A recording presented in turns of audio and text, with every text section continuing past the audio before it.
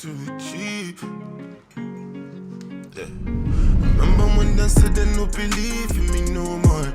I was sleeping on the ground on the cold floor. Whole time I was grinding, I've been trying to achieve. Working night and day, you know my people know they sleep. I got every Louis V collection from Virgil. I'm a life of fashion show, no rehearsal. DR from Kim Jones, Bottega from Daniel. 100K my ring, so I'm not shaking no hands, no. Really rich but grind like I ain't got shit at all. You did just a little, but now I want it all. It's for anyone with the axe, what I bought for. For all the times you no pick up when I called you. I know when I came into this world, I was so low. So to me, your opinion, now you're your shoes. Don't vex because I say I did it on my own. No. If I enter fire now, she una go follow. I'm telling you back and no, nah, not really so dope. No lie, no cap, God no. Welcome to La Tour Eiffel. Yeah, thank you. Thank you for having me. You are an African giant. Yeah. And you're laughing because what you said at the time, it was for Coachella. Mm-hmm. And they put your name, Little, and you told them, I'm an African giant. Yeah. What was that story? I remember I was supposed to perform there and I couldn't find my name on the thing. And, you know, that was one of my first major festivals, so I was kind of excited and stuff. And fucking, I couldn't find my name on the flyer. So someone circled it because it was so tiny and stuff. And I was like, what the fuck? So yeah, that's how that happened. This story is going more than you. It's going to the way that the US are not the first. Before they were the first. And it's like a guy who doesn't understand that he's not cool anymore. You know? Do you know what I'm saying? Yeah, man. I mean, that's how it goes, you know? Because back then, the US culture was taking everything to the African artist. Mm-hmm. Michael Jackson stole Manu Dibango. It's true. It's true. True.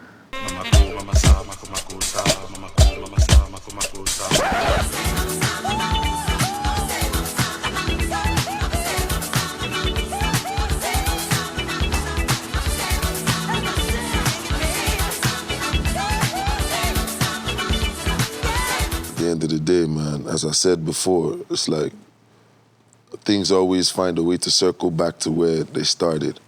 You understand? That's why the world is a circle. Everything about, you know, life is really a circle. So everything is always going to circle back to the starting point, you know, and the starting point is Africa, you know, being music and everything. So the first thing that ever sounded like music in the world came from Africa. You understand? So all our drums and everything, it was our means of communication before we could even speak. So before we could even, you know, communicate with languages and stuff, our language is really with the drums and stuff. Even till this day, we have town criers and people who communicate with the sound, with sounds and stuff. So yeah, man, I feel like everything circles back to where it started. And, you know, Africa is the beginning of all, you know, everything civilized and everything spiritual, you know. Can I have a gift for you? Oh, of course, I like gifts. I asked to a pop star to give you a shout out. To me, it's one of the biggest of the world. I hope you're gonna like it. Okay. Hello, brother. A little message for me. Ah, mama. Great energy and great fun. And I wish you a great time with Mouloud. Yeah, man, that's my mom. Angelique Kidjo. Mm-hmm.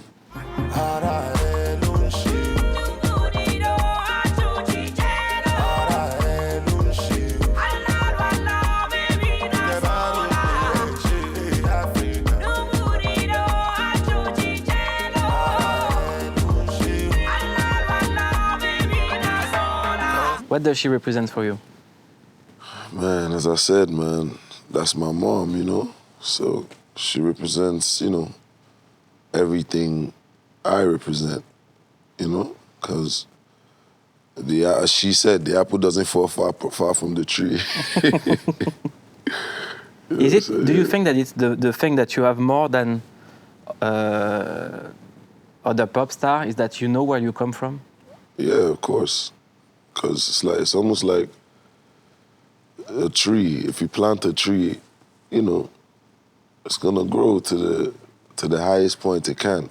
But if a tree doesn't have no roots in the ground, then, you know, it doesn't really grow, does it? So yeah, that's kind of the same concept of my life, you know? We were talking about Angelique Kidjo. Who are your heroes, musical heroes, when you were a kid? Obviously her, Fela? Fela, yeah, of course. Them vex, complain, them say, oh God, them things. I sing zombie, I sing no bread, I sing. Why black man they suffer today? Why black man they suffer today? You sue.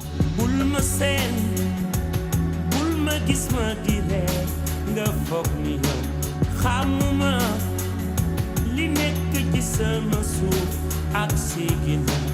You know, believe it or not, Awilo logo ba. Crois-moi, je suis fidèle.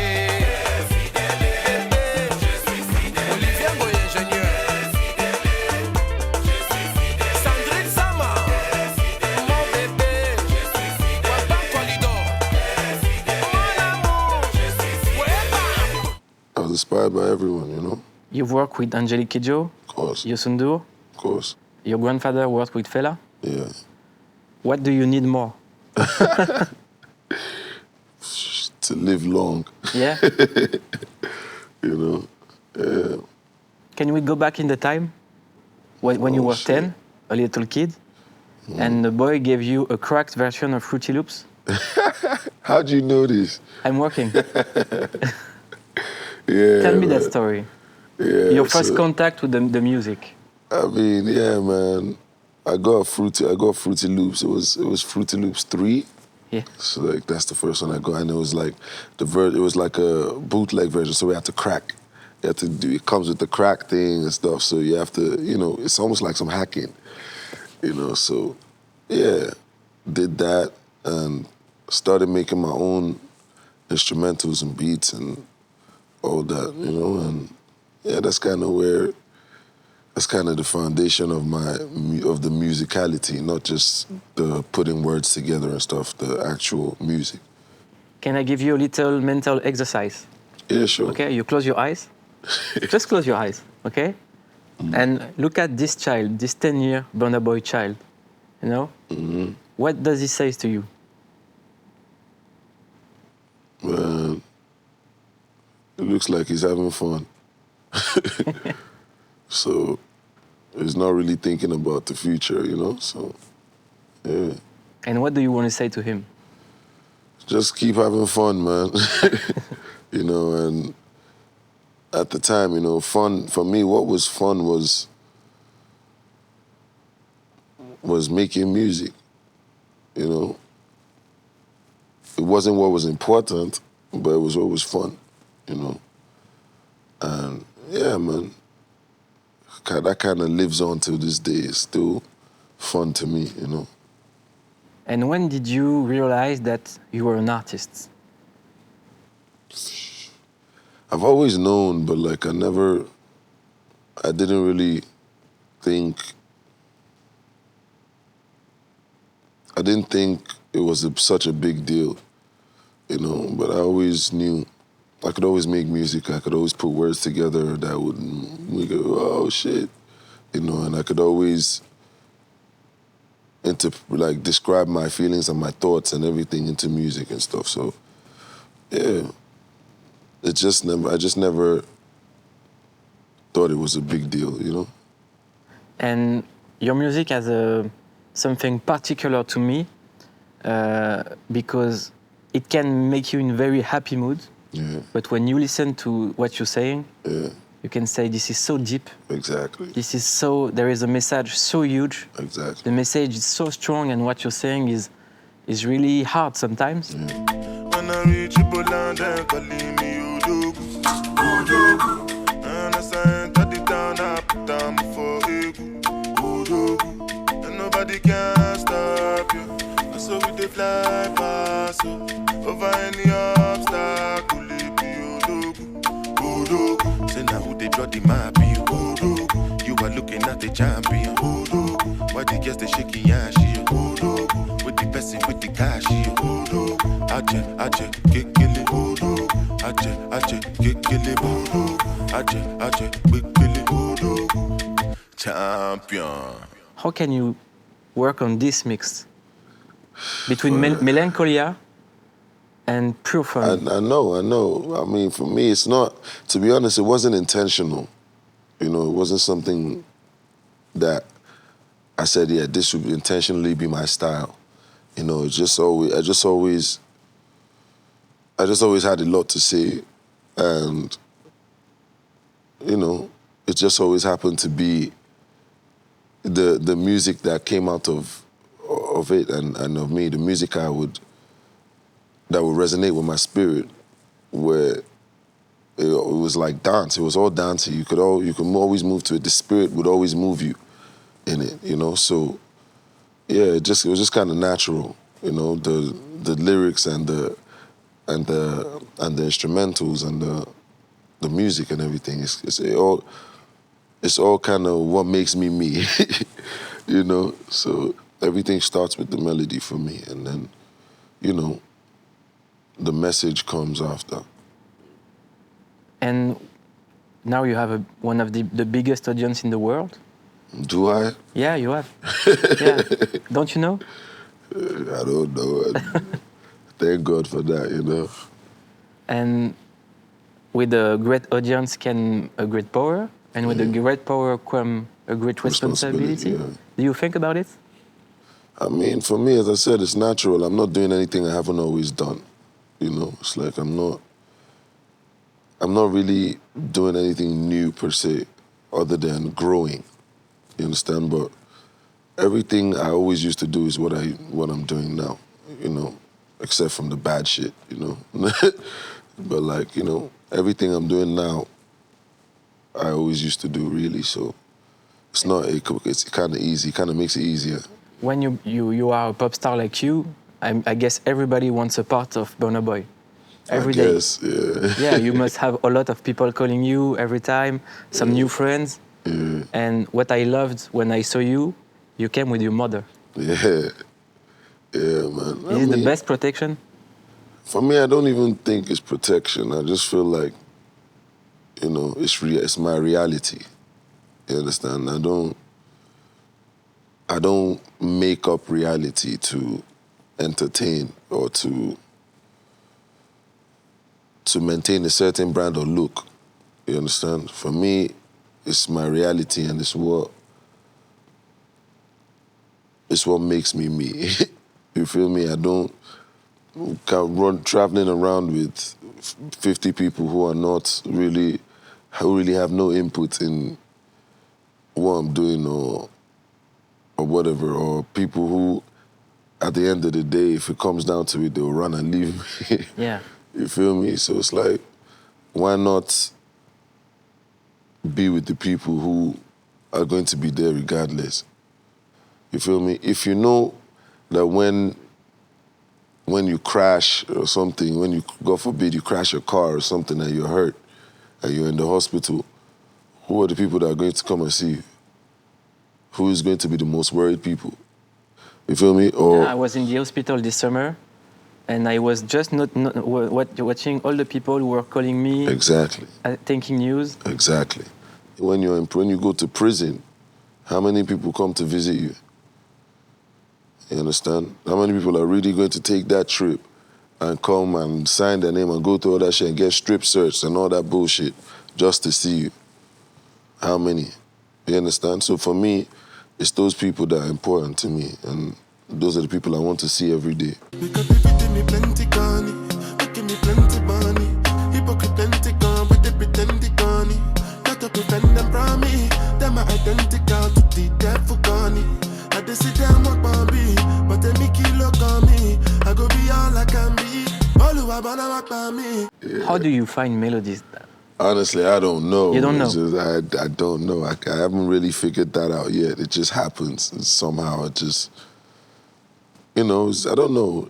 It It's means very that spiritual. I don't know how. now we can talk and you can have a melody in your mind. Literally, I don't know how to explain how it works. There's no science to it. It's just it just happens, you know?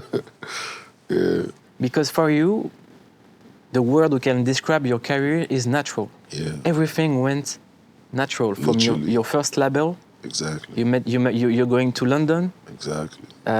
and a label wants to sign you. They don't know you. They come to the restaurant, and they see people crying, saying like, "Hey, Burna Boy!" Yeah. What happened that day? I mean, at the time, I had every label trying to sign me. There wasn't one label that wasn't on my head, and yeah, I didn't really want to sign with anyone. I didn't really have any trust or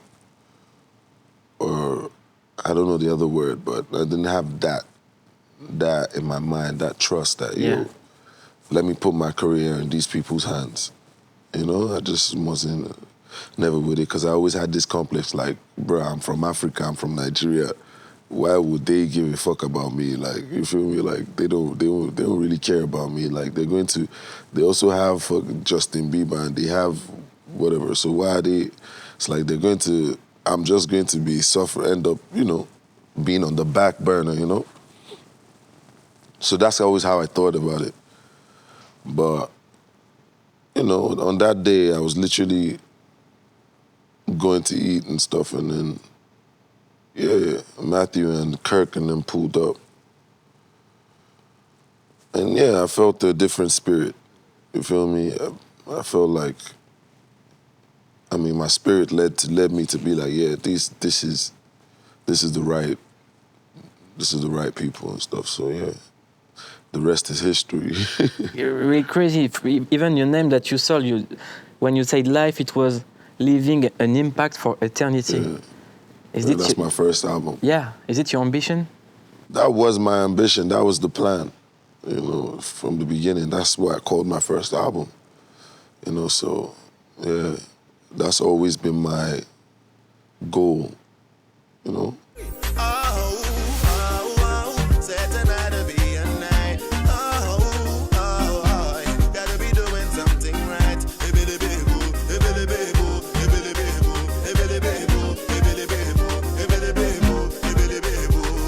I think that you're gonna make it.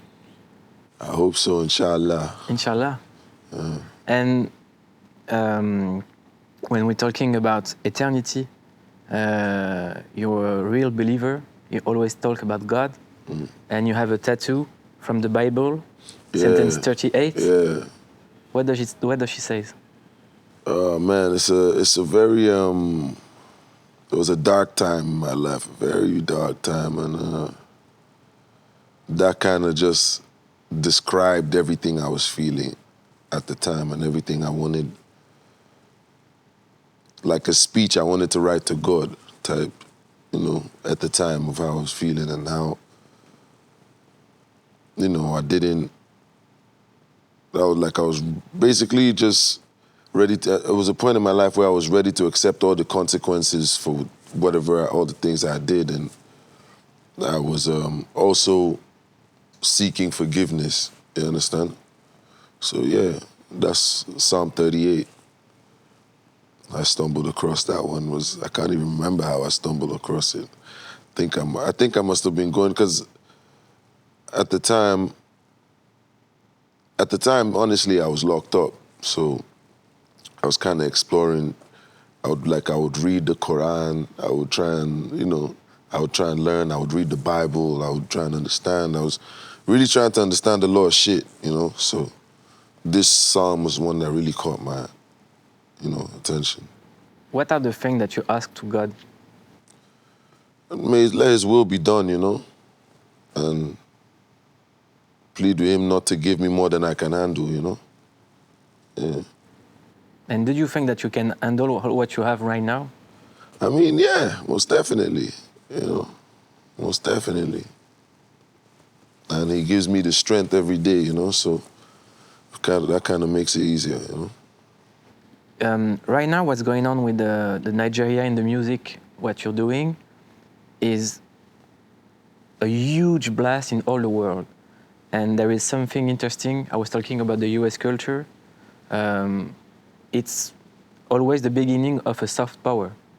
There is a new soft power is going on in the world, and people are knowing that Nigeria, where is it on the world? And you are saying a new voice for young in Africa. When you have your Grammys, you said, don't forget that you're a king and you can do whatever you want. Is it important to represent that soft power? Most definitely, because they don't teach us that in schools. They don't tell us about ourselves. They tell us about you guys, and they tell us about the Queen of England, and they tell us about Lord Lugard, who came to... they tell us a bunch of stuff that has no significance to us, that shows us that kind of puts in our head that, look, we have no power and all we are is inferior to these people. Do you understand? Of course. And that's that's an indirect programming of the black child in Africa from school. You understand? So, I mean, almost every other household you walk into in Nigeria, you see a picture of white Jesus. Who the fuck knows that Jesus is white? It's a white man with straight hair that looks like a whole different... You understand what I'm saying? So, for me, all this has just been programming. There's been so much, and till this day it continues. So for me, I feel like that's kind of something I wanted to break, So as I tell the truth and the truth of what's going on, I also want the truth of our history before slavery and before the white man came and before all that to be the real history that's told. And that were the king. People don't know that the richest man ever was the king from Mali. Exactly. So, now I'll tell you what's going on right now and how things have turned out and how, what's going on now. But I'll also tell you this is not how it always was. You understand? I'll also tell you that some people came here and lied to you and took the crown off your head and told you that you were a slave when really they came here and met you as a king. You understand what I'm saying? So, that's really my thing, man. And it's about having heroes. Exactly. When you were a kid, Fela Kuti was a hero. Yeah. Do you think that for the youth, you can be that hero? I mean, hopefully, I guess. I don't know. You are. I don't know. I hope for the best, It's about education, because your mom was a teacher. Yeah. And when you're talking, I listened to you a lot, and you're always talking about the importance of the education. How strong is it? How you can reprogram somebody or say... Exactly, because we've been miseducated. That's still being miseducated. It's like we're being programmed to serve a purpose that is not ours. Do you understand what I'm saying? Yeah. So, for me, I feel like if I can be any help in reprogramming us back to our original royalty, our original mindset of royalty, then, I mean, that's for me, that would be a great accomplishment, you feel me? And what you're saying is stronger than talking about politics. It's cultural. Exactly. It's in the mind, it's in the heart. Exactly. Tell me, when what you're saying about the history and all those lies that people don't know, I thought that in Nigeria, you knew who were your hero and the history of Africa. Why don't you learn that? Ask them. Yeah. Ask the educational system, Ask them where they're getting the curriculum from. Ask them who imposes the curriculum on our educational system. These are questions that somebody should ask, Who learned you the true fact? I taught myself. Yeah. I literally taught myself because things were, I just wasn't comfortable, man. I wasn't happy with myself. I didn't like myself. You understand? There was a point in my life I even used to lie that I was from America or something. I would lie I'm from anywhere else when I'm outside the world. You know, understand? Because I was ashamed to see. And it's not just me. There's millions of people coming from where I'm coming from, you know, who traveled out and just wanted something different. Do you understand what I'm saying? So, yeah, man. I don't know. I don't know how to put it, man. It's just all about bringing pride to our identity and bringing us back to our original royalty. And at the same time, maintaining the consciousness of what's in front of us and what's going on and how we got to this position. You understand? Not just me trying to come here and say, yeah, we're royalty and we're kings and stuff and big up ourselves. And not tell you that, and not show you that, look, this is what's going on now. You feel me? We have a president who we don't even understand. We have, we're still going through the same shit that our parents' went through. You understand what I'm saying? And there's a reason for that. You feel me? And you said too that the solution to fight racism and poverty was to be entrepreneur. Yeah. You get me? It's financial freedom of the youth of Africa is the first step. You understand? Because right now it's almost a war against the youth. You understand? Even down to cryptocurrency right now, that is kind of the innovation of the youth to, okay, you know what? They're giving us nothing. Let's use this one as, you understand?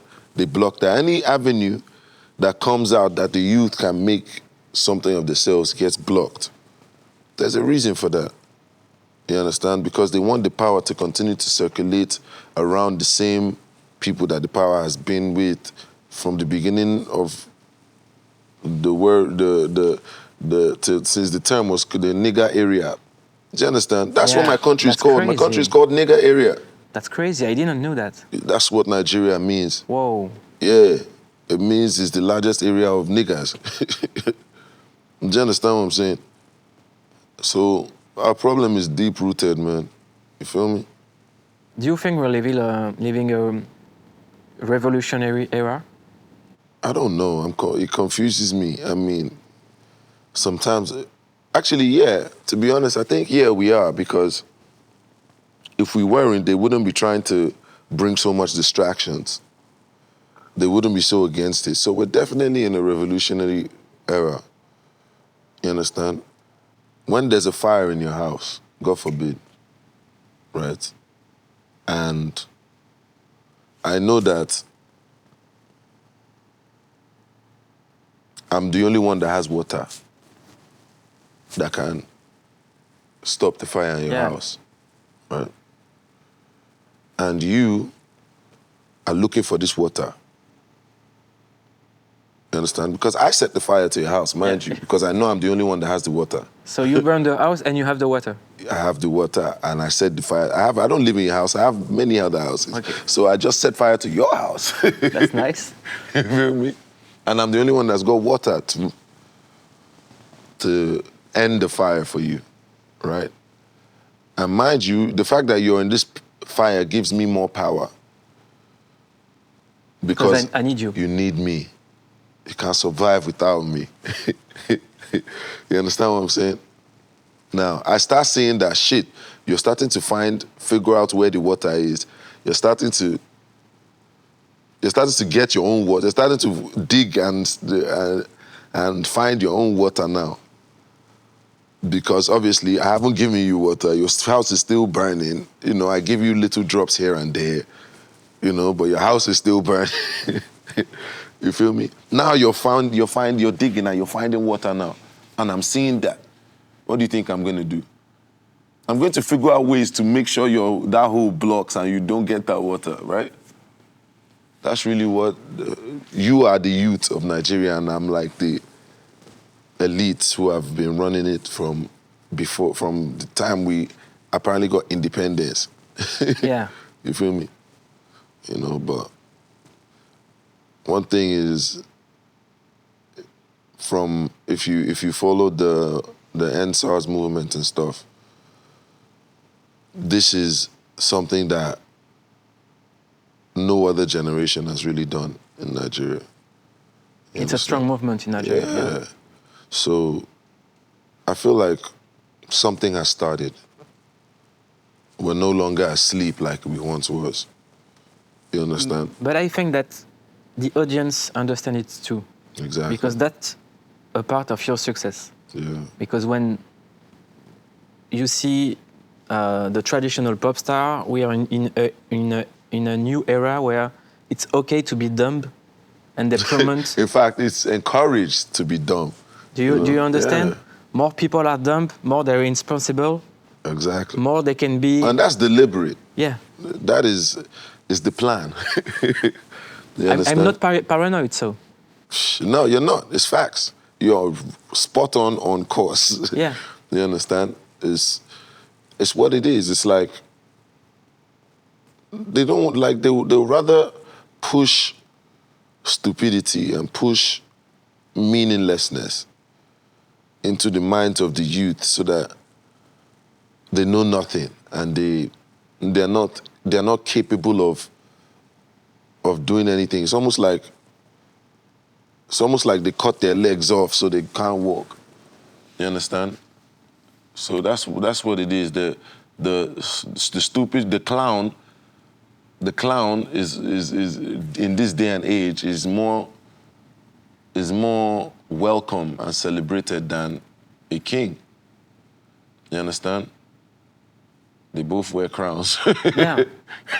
One's crown might be gold or diamonds. The other one is going to be purple and blue and You're right. But they're both crowns. But you crack the system. When you do a hit song like Yeah,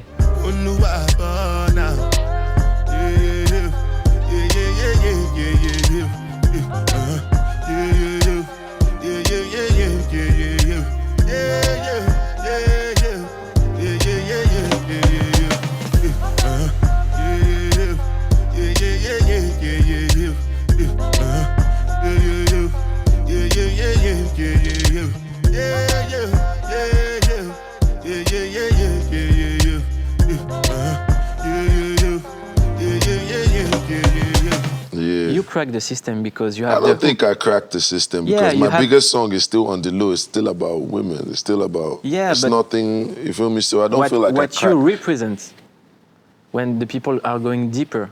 It's a door to something deep and something important with a message. But when you crack a dumb artist, you go nowhere. You know? I feel you. And for me, it's just I just do what helps me sleep at night. You feel me? It's not like I come trying to be some revolutionary or trying to say, fight for your this or do that. Nah. Because the revolutionary artist is another business too. Exactly. You feel me? So for me, I'm just making the music. They are the first liars. Exactly. So for me, I'm just making music that feels true to me and saying what feels true to me and doing what feels true to me. And whatever happens after happens, you know, it's not... Whatever happens after is beyond my control. There's nothing that... I didn't start any problems and I'm not going to be the end of any problems. All I am is a teacher and a learner at the same time, you know? Yeah. So, yeah. You are eternal apprentice. Exactly. Yeah. You know, and I'm speaking on what I see in my journey and what I felt and my surroundings, you know? Who are the people who learned you the most in your life? My granddad. Can you tell about him? Because it's a huge man in the culture.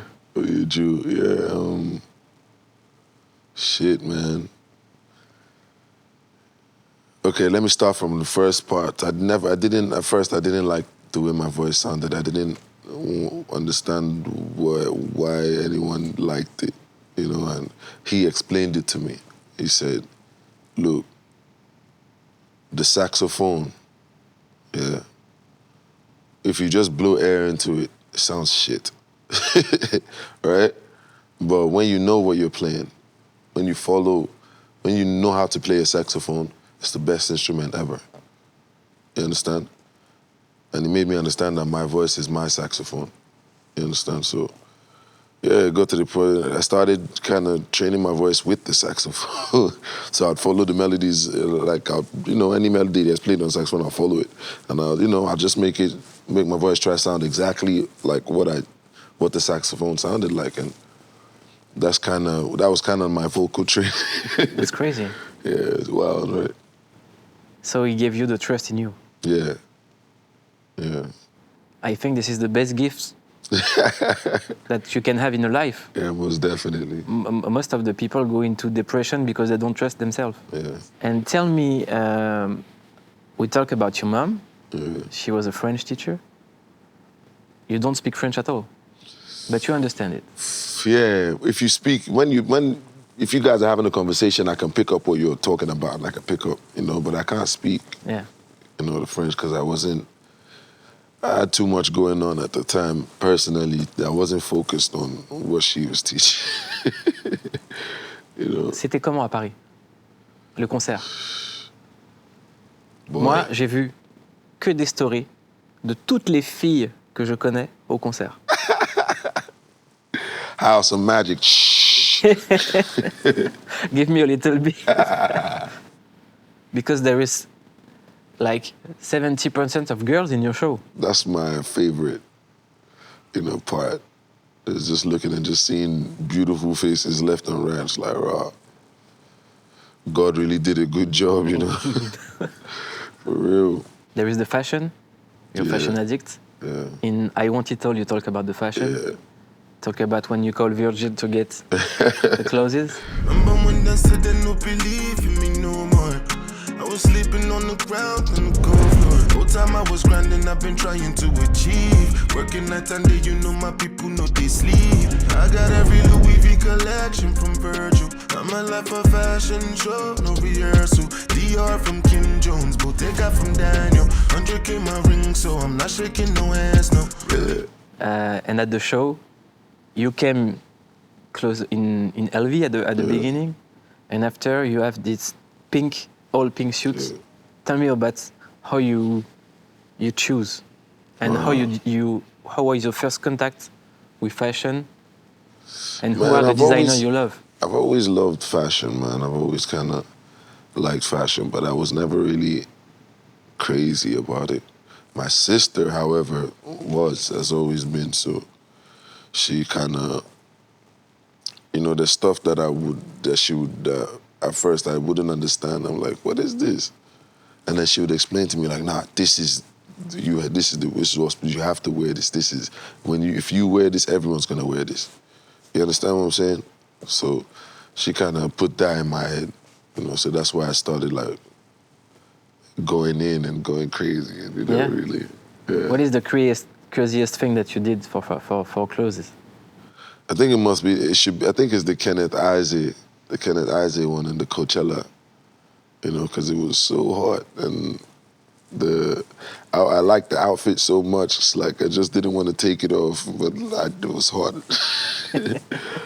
So yeah. Sweats for the fashion. Yeah. A fashion sacrifice. Exactly. And there was a Nigerian, designer. So yeah. Would you like to work on the fashion? I always work on fashion. Yeah. I got some stuff in the works right now. So, Yeah. Having conversations with all my fashion, brothers and sisters and stuff. Because there's a lot of designers in Nigeria. Yeah. A lot of new designers. Yeah. And I'm about to be one of them. That's what I wanted to know. Inshallah, yeah. Inshallah. Yeah, man. So you're working on it? Of course. First collection? My sister's really, she's doing most of the work right now, but, yeah. What's the name of the brand? I don't want to give that away. It's going to drop. It's all part of the rollout. So, Yeah. So, yeah. Who found the name Burna Boy? Oh boy, that's a crazy one, man. So, I wanted to be a superhero in it now, and I used to like comic books and all that stuff. So, Like the torch. yeah, my friend Gambo, rest in peace, kind of started the Burna Boy thing. So yeah. And do you realize that now for some kids you're a superhero? Now. No, well, yeah, but like, not like Spider-Man or Superman or some shit, you know? Yeah. And I wanted to be like Spider-Man Yeah. or Superman and shit, like literally fly or do something, and shoot some lasers, you know, some shit like that. Like, I always wanted one of them things, but God gave me music, you know, so. If Marvel calls you for a movie, Hell yeah. who would you like to be in the Marvel universe, in the next MCU? I don't know, maybe the new T'Challa from Black Panther, you know? Rest in peace, Chadwick Boseman. Yeah, man. Maybe try the new T'Challa or something like that. I don't know. They can call you, you know? I'm ready. It's just that it takes long. They be filming for years. Like, it's like, I can't be, that's bad. It's like I have to like not do nothing else and just be there in the trailer, just waiting for them to call me so I could come and do my parts and stuff. And man, shout out to actors and actresses, man. You guys do hell of a job, man. It's a serious job. Would you like to do it? For I real? mean, yeah, most definitely. It's always been one of my dreams, you know? What are your favorite movies? Scarface first. Pulp Fiction. Obviously, The Godfather, the trilogy. In all those movies, is there a quote that you have in your mind? The one that really hit me is from, I think it was from Frank. And he goes, the people who last in this business are the ones who fly straight. You feel me? And to me, that really fucked me up, you know? And the shit stuck in my head for my whole life because the people that fly straight usually don't get nowhere. You're right. You feel me? So, and look where he ended up. You feel me? So that kind of showed me something about flying straight. I have a friend who told me that the world separates in two categories: people who understood Scarface and people who don't understood Scarface. Yeah, literally. You know, there's people who haven't even seen Scarface. You know, so yeah, man. Can we talk about DMX? Rest in peace. Rest in peace, man. What did he give you artistically? And it's definitely one of my heroes, man. You get me? Because I wasn't always into African music and all that. I wasn't, as I said, there was a time I wasn't even proud to be Nigerian or African, you feel me? Because the world made it seem like I was the bottom of the food chain type shit. At that time, like, I was really into DMX and, you know, it was really mostly DMX and Rough Riders. But yeah. Stop, drop, shut 'em down, open up shop. Oh, no, that's how Rough Riders roll. Stop, drop, shut 'em down, open up shop. Oh, no, that's how Rough Riders roll. Yeah, man, the energy and the reality and everything, you know, and he was never afraid to show his true emotions, you know. I mean, and yeah, man, it was just something that resonated with me, man, you know, at that young age as well, you know.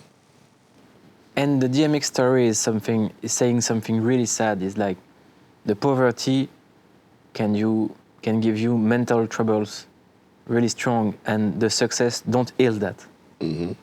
And when I'm seeing all the success that you have right now, and all the stability that you have, are you taking care of your mental health?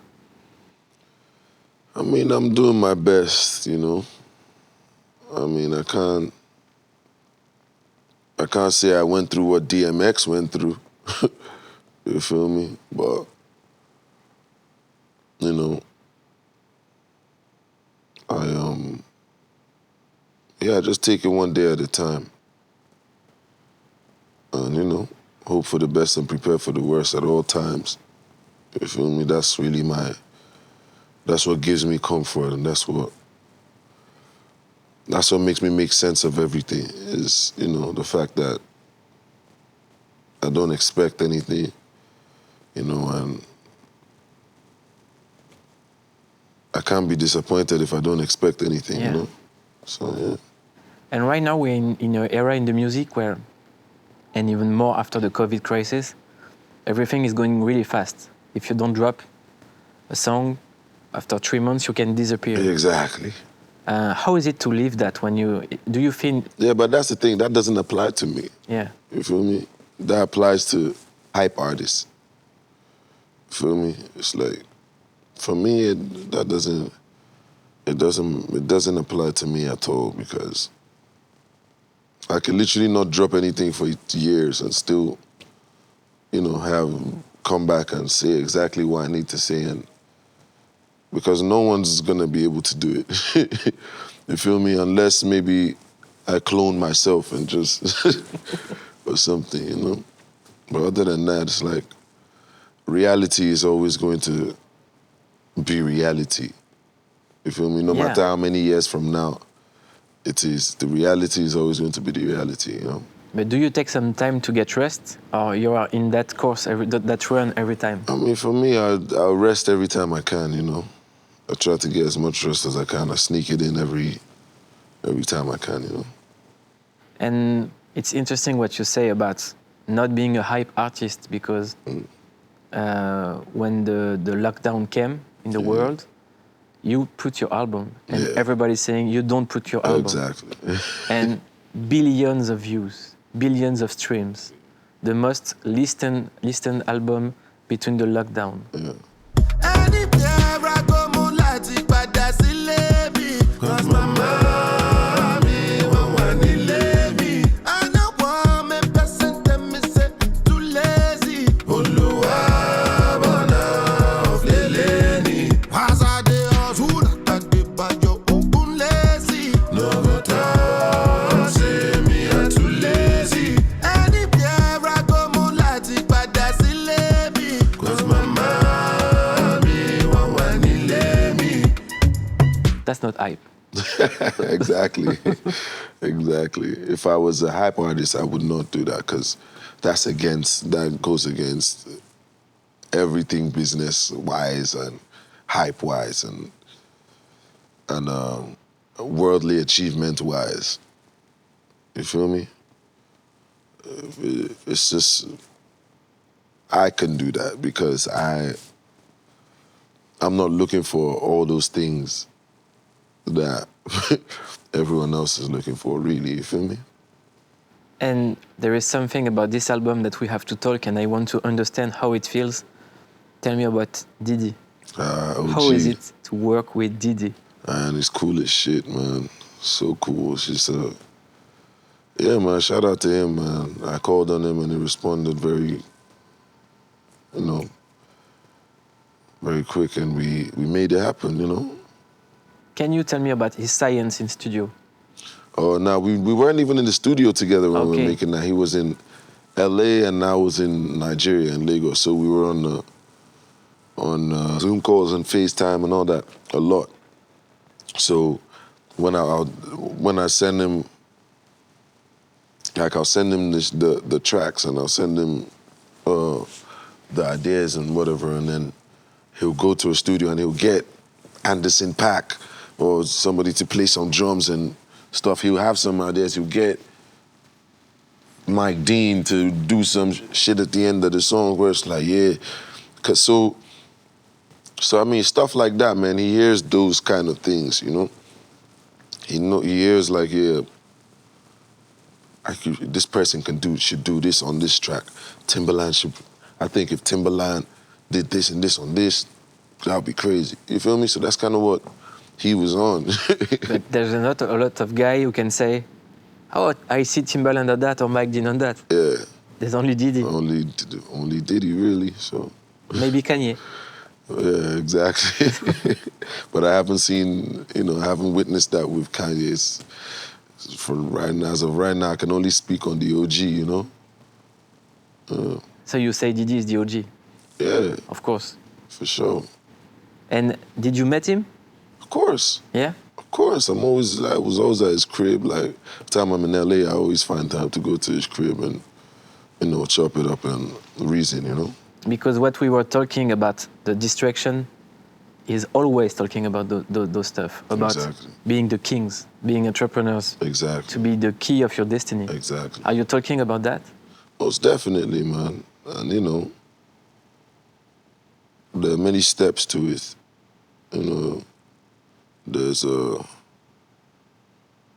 health, there's wealth, there's knowledge, there's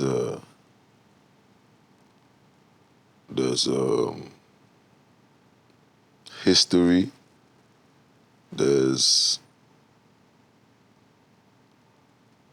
spirituality, so there are many chapters to that book, So the music game is not a game? At all. But it is for those who who look at it like that. You feel me? And that's why they play. You understand? For me, it's no game at all. You're working on a career, not a... Exactly. That's why it always makes me laugh when anybody compares me to anybody, because it makes no sense. You feel me? No sense whatsoever. No, you're not on the same run. At all. At all. But to talk about your grandfather, is it something he taught you? That if you don't consider as unique, nobody will do it for you? Exactly. Exactly. It's a great lesson. It is, man. It really is. And, I'm thankful to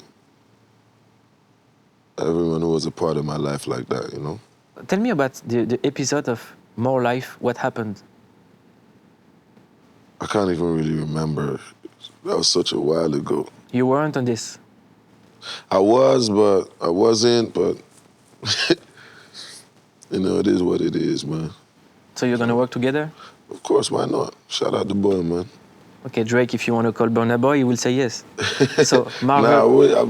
I was with Chubbs, I was with Chubbs after my show in Hollywood Bowl and was chopping it up, and, that's real people, And when you work with Youssou N'Dour and Angelique Kidjo, to me it's more important that all the other artists will talk. Exactly. But sometimes, and I'm alive, me have to rebel up. My hair up on my fights in the club. Every day me try level up, so me striking them hard, me go hard until I get to God. You can do it, wow, wow. Never, never, never, never, never, never, never stop. Come on, sir, papa, why? You can do it, wow, wow. Never, never, never, never, never, never, never stop. Come on, sir, papa, why? Ah, yeah. Yeah.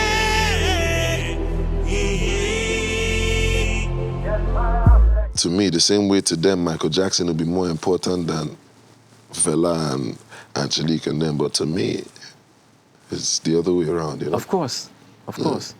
It's important to put those legendary at the real level, because when you just realize the audience of Youssou N'Dour in the world is more important than a lot of pop stars Exactly. in the US. Exactly. Why don't they realize that? Because they have too much of their own stuff going on, So it's hardly ever that they take time off of all the stuff they have going on to look outside of their immediate environment. You understand? I mean, Many of them have never left even their neighborhoods. You feel Yeah. me? Same as many people from my neighborhood. You feel me? So it's the same thing. It's just that for them, like they have their thing going on and they're focused on their thing and they love their thing. You feel me? So Yeah. But you were talking about education in Nigeria, but you have to educate another part of the world because yeah, the whole world is my students and the whole world is my teachers. yeah. You know? Because for some people in the US, they think that Africa is a country. They don't But you know realize. something about that is I like that. I like the fact that some people think that Africa is a country because I want Africa to be a country.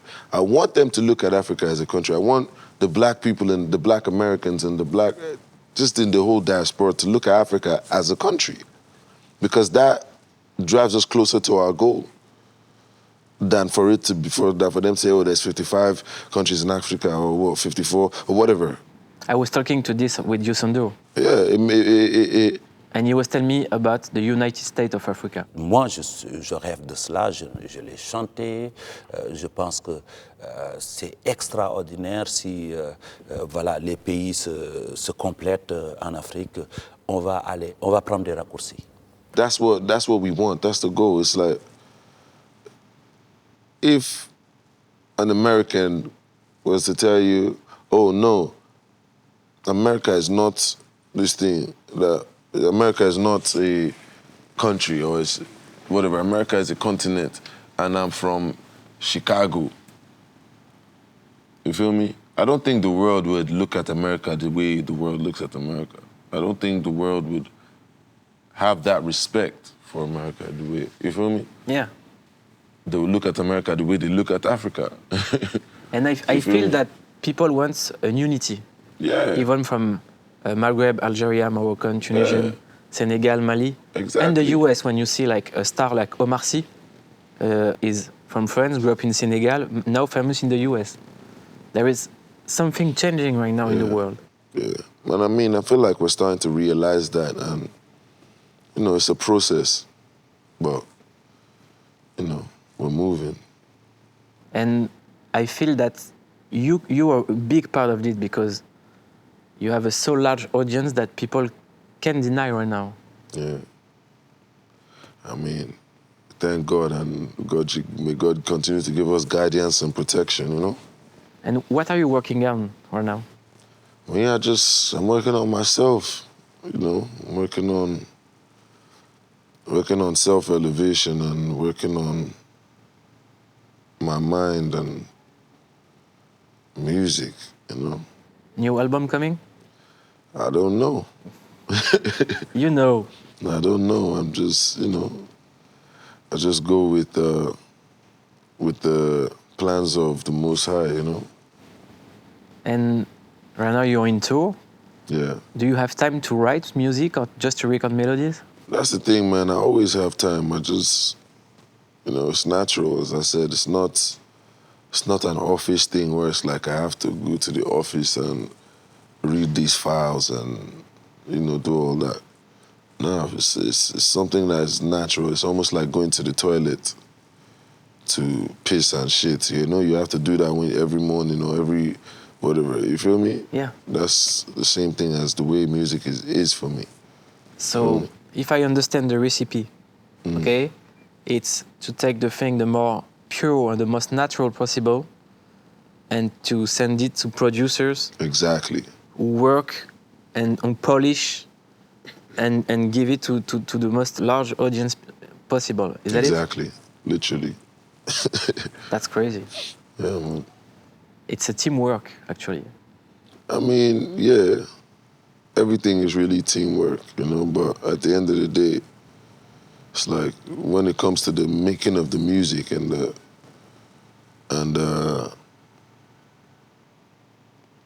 the message that's being portrayed or sent, yeah, that all comes from a place that no human can claim glory for. You understand? Because I see how long it takes people to write songs and how people to, you know, it's boring. You feel me? But I mean, for me, I'm blessed that, you know, the Most High has chosen me to pass these messages and to pass these melodies, and maybe my ancestors are the ones who were singing these melodies into my head and these lyrics and stuff. So, yeah, I feel like that's why I don't play about my music and stuff, because I feel like it comes from a place that's way bigger than me, you know? And how many times do you need to record a song? Once. Just one take? Yeah. Whoa. Real? Yeah. Maybe you should interview people who have worked with me before, and maybe they'll explain better, because I'm not really good at explaining these things, because I don't even know how it works, you know? No, but you come and you just do one take. I mean, yeah. Yeah. So you do the song, the time you need is the time of the song. Sometimes, you know, other times, like I'll come, do the melody and then put the lyrics in it. You feel me? Like, it's all natural. It's all so weird, man. It's like you actually have to talk to someone who's worked with me to get a clearer picture, because I can't really give you a clear picture, you know? I have a last question. This show is called Clique. What is your definition of a clique, Burna Boy? Shit, a clique is when my drummer gives me metronomes. You know, a clique can also be a term used to define the group of people who you are around most of the time. You understand? That's your clique. You understand? Clique can also be a light bulb moment where, you know, something that was said 2 days ago to me just clicked in my head and I just understood it. You feel me? So it's something that cannot be defined by one definition. You feel me? And that's what makes it so great, you know? Welcome to our clique. Don't know. Thank you. Thank you very much. It was great.